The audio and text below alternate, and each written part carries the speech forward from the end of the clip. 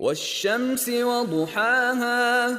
والقمر إذا تلاها والنهار إذا جلاها والليل إذا يغشاها والسماء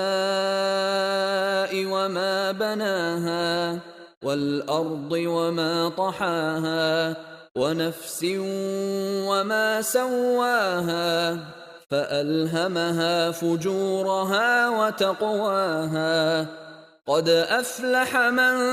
زكاها وقد خاب من دساها كذبت ثمود بطغواها